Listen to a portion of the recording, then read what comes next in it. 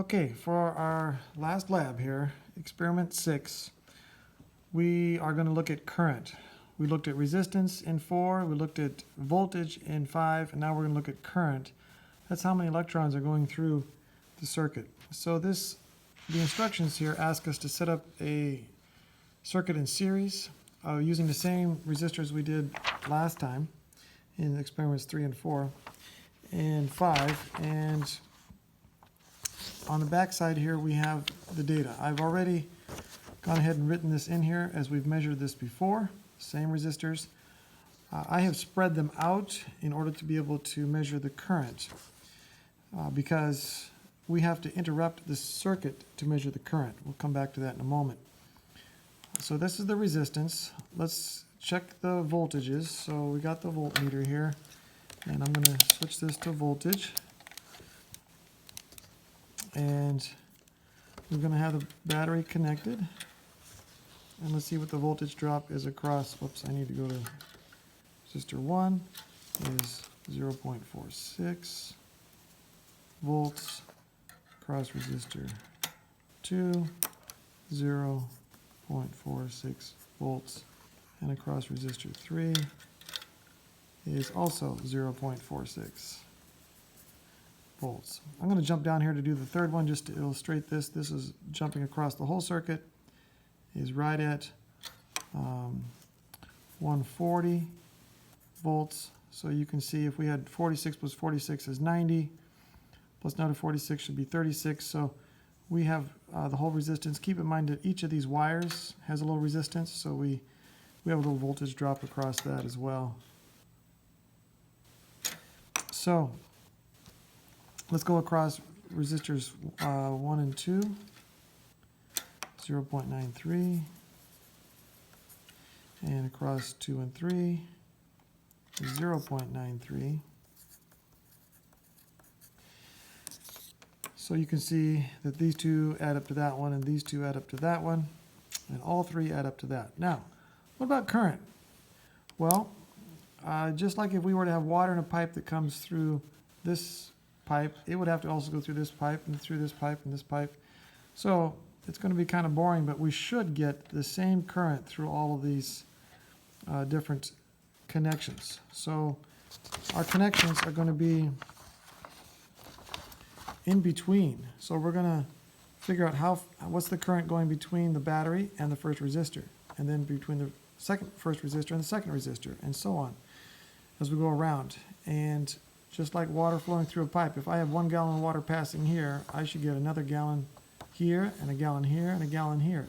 These numbers should all be the same within a series. There's no shortcuts.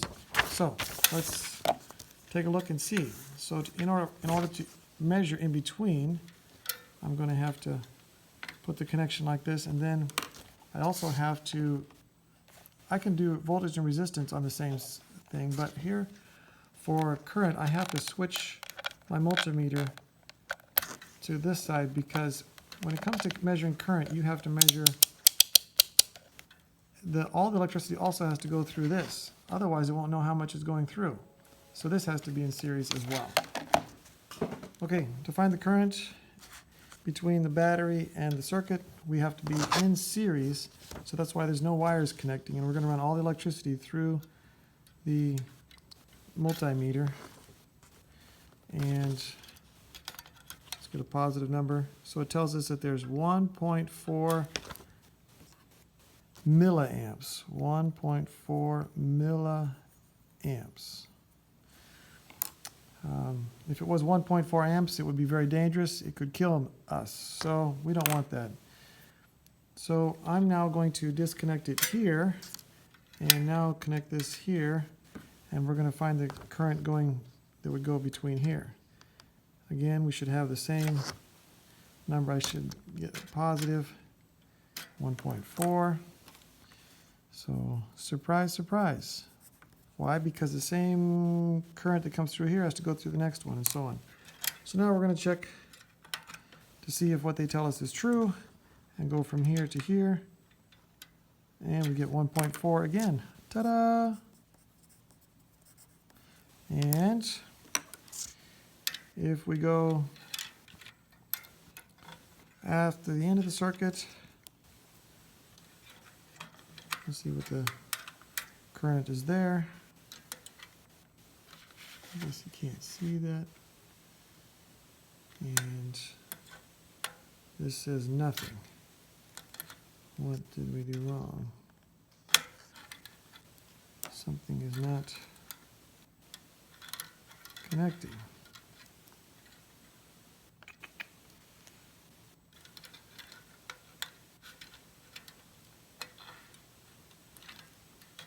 Oh, that one's not connected. Not connected, it's not connected. All right, so 1.4. 1.4, surprise, surprise. So, as we demonstrated, the current through the whole circuit is the same. I'm going to disconnect it so we don't waste the battery.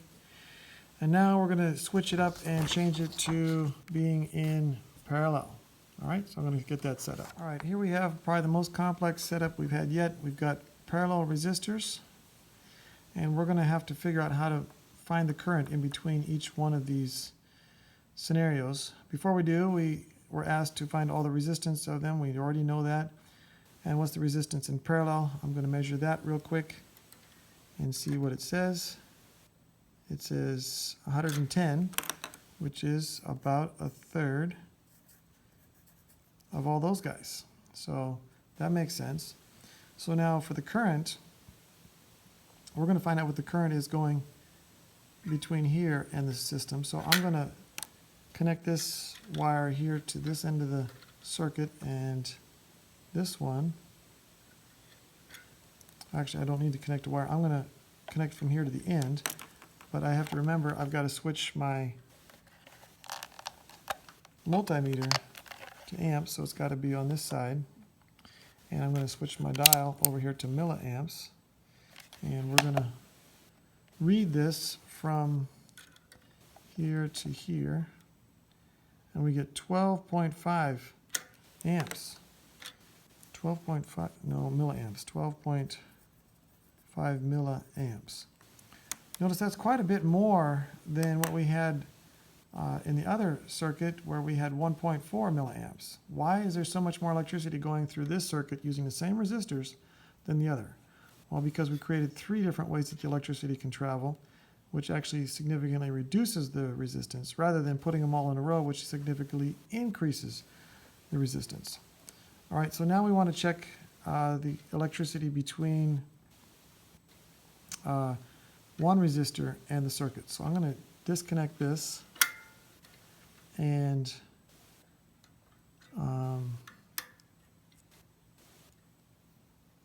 let's see. To do that, I need to run a wire from here to here. So this is connected, and then run my multimeter in series here.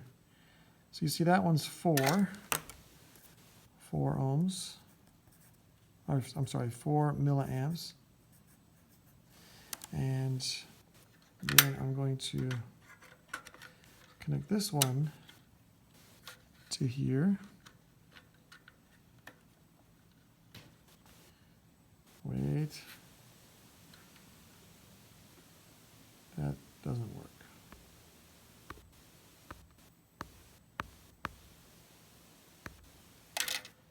Okay, so now we've got it set up so the electricity is going through the other two, and I'm going to set it in series with this one. So we got 4.2 on this one. And then we're going to set this up like this, and then from here to here, we got 4.0. And what's going through the whole circuit at the end? Let's disconnect this guy and connect this guy and see what's happening between here and here. Wow, we're back to 12.5. So what goes in must come out. So what went into the circuit had to come out the other part of the circuit. And now let's check the voltage. We're going to connect everything. waste some battery. Convert the voltmeter back to there. Switch it to volts.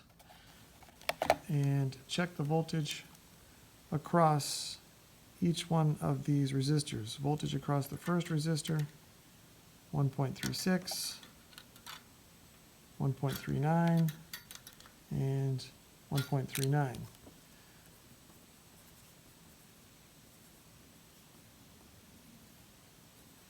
That's volts. And what about across the whole thing, like from here to here? Huh, still the same. Interesting. Well, of course, because when we look at a circuit, the voltage drop from here to here is the same as from here to here or from here to here. It all drops the same. So that's why you see our voltage is the same all the way across, even though our current changed. And we could have had even more fun. We could have done some calculations, V equals IR, to see if we